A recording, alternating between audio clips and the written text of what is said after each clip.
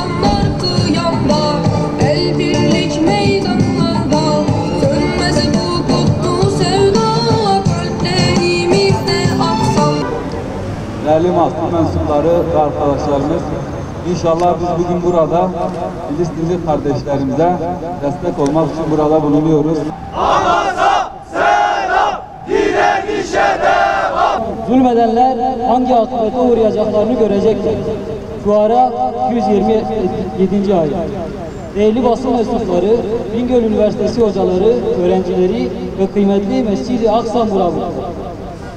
Bir asırdan uzun bir süredir Siyonist işgalci çetenin Filistin halkına ve topraklarına yönelik uyguladığı sistematik işgal ve katliam devam etmektedir.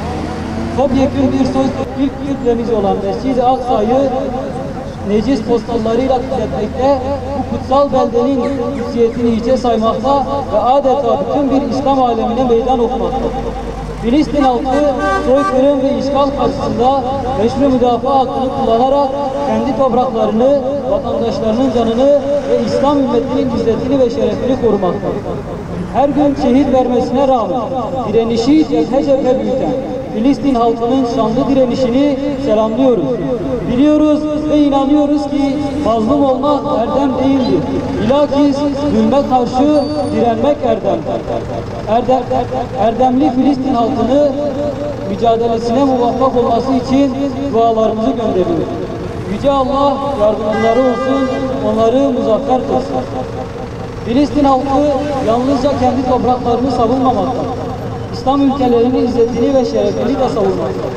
Hal böyleyken Müslümanların resmi sivil tüm unsurlarını ekonomik, askeri ve manevi olarak Müslüman kardeşlerinin yanında yer almalıdır. Filistinli Müslümanlar işgale karşı direnişinde yalnız bırakılmamalıdır.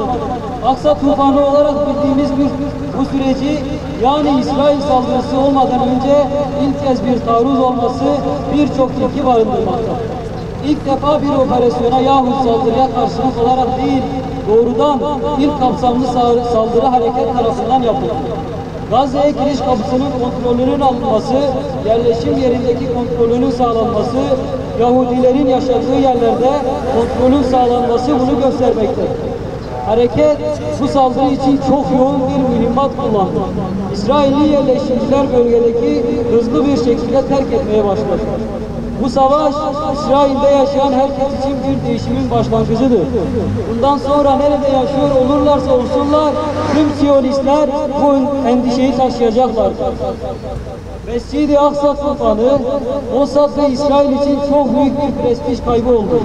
Çizmeye çada İsrail komutanları dahil bu görüntüleri vermesi Filistin direnişi adına büyük bir zaferdir. İlk kez Filistinliler İsrail'e büyük bir aşağılama hissi yaşatıyor. Hedef alınanlar ise siviller değil, hepsi asker hükmünde olan silahlı yerleşimcilerdir. Söylem olarak buradan yaşayan hiç kimsenin sivil olmadığını altını defaatle çizmek gerekir. Dolayısıyla ölen Siyonistler için çocuk, kadın ve sivil edebiyatı yapmak vicdan yoksunu Siyonist sevicilerin işidir. Onlara kulak vermemek ve prim vermemek lazım. Filistinlilerin meşru müdafaa hakkı olduğu, İsrail'e yönelik saldırıların meşru olduğunu belirtmek gerekir. Görüntülerde yıkılan duvarlar, ele geçirilen tanklar var. Filistin toprakları üzerinde bunların neden var olduğu üzerinde ayrıca durmak gerekir. Yaşananları sadece Gazze'ye sıkıştırmamak gerekir. Kudüs, 48 toprakları, Batı Şeria, Diaspora, Doğu Akdeniz derken Filistinlerin yaşadığı topraklarda ve ilgilendiren konularda kapsamlı hak ihlalleri bulunduğunu muhakkak belirtmek gerekir. Yaşananlar 2021'in devamıdır. Savaşların mutlak kazanmasının ve mutlak kazanan ve kaybedeni olmaz. Ancak ilme ve psikoloji olarak Filistin bu sefer önemli bir adım attı. Şimdi birileri çıkmış, direniş cephesi niye saldırdı diyor. Hamas terörist olmakla suçlanıyor. Yaptığınız ayıptır, aymazlıktır, art niyettir. Sadece Batı Şeria içinde son bir sene içinde nelerin yapıldığı aşikardır. Duvara da adlı belde komple yakılmaya çalışır. Cenin kampının hali ve dramı ortadadır. Nablus'ta her gün gençler öldürülüyor, yenilenen Filistin mukavemeti ve baskılara cevap veriyor.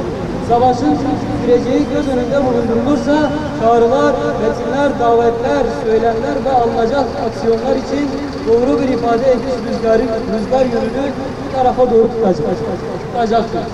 Siyonist çete işgal ettiği Filistin topraklarından defolmalıdır. İşgalci çeteyi gelinen aşamada katliamcı ve işgalci uygulama ve politikalardan vazgeçmesi, Gazze'ye uyguladığı ambargoyu kaldırması ve yeni bir katliama girişmesi konusunda uyarıyoruz. Bingöl Üniversitesi İlahiyat öğrencileri, erdemli gençlik ve yaşayan diller kulüpleri olarak Filistin'in başkenti Kudüs olan doğusu ve batısıyla bölünmez bir bütün ve İslam'ın mukaddes toprakları olarak görüyoruz. İslam dünyasını işgal altında olan ilk kıblesi için bütün ayrılıklarını bir kenara bırakmayı, Filistin'e şahit tutmaya ve kardeşinin yanında durmaya davet ediyor. Unutulmamalıdır ki Siyonizm, İslam dünyasının bağrına basılmış bir zehirli hançerdir. Bingöl Üniversitesi İlahiyat öğrencileri, erdemli gençlik ve yaşayan diller kulüpleri olarak bir kez daha en yüksek sesle haykırıyoruz ve diyoruz ki canımızla, malımızla ve evlad-ı iyalimizle ilk kıblemiz Mescid-i Aksa'nın Müslüman kardeşlerimizin yanındayız. Zalimler için yaşasın cehennem! Filistin ve Mescid-i Aksa'nın özgürlüğüne giden her meşru eylemin yanındayız ve destekçisiyiz. Bu yolda üzerimize düşen her türlü fedakarlığı yapmaya hazırız. Dünya Müslümanlarına selam olsun. Halkı ayakta tutmak arzusunda olan tüm mücahitlere selam olsun. Filistin halkına selam olsun. Kahramanca direnen ve gönlümüze su serpen İzzettin El-Kassam, İslami Cihad ve adını sayamadığımız tüm direniş hakkına selam olsun. Direnişe ve dirilişe selam olsun. Tekbir! Allahu Ekber! Tekbir! Allahu Ekber! Ey hayrun nasirin, yardım edenlerin en hayırlısı. Ey müstahane, yalnız kendinden yardım edenle. Ey hafiz, koruyan, ey kadir, ey muhtedir, ey kavi, ey mazlumların Rabbi. Zalimler güruhuna karşı mazlum Filistinli kardeşlerimize ve yüreği onlarla birlikte çarpan, onlarla birlikte ağlayan, onlarla birlikte kanayan şu Müslüman ümmete yardım et.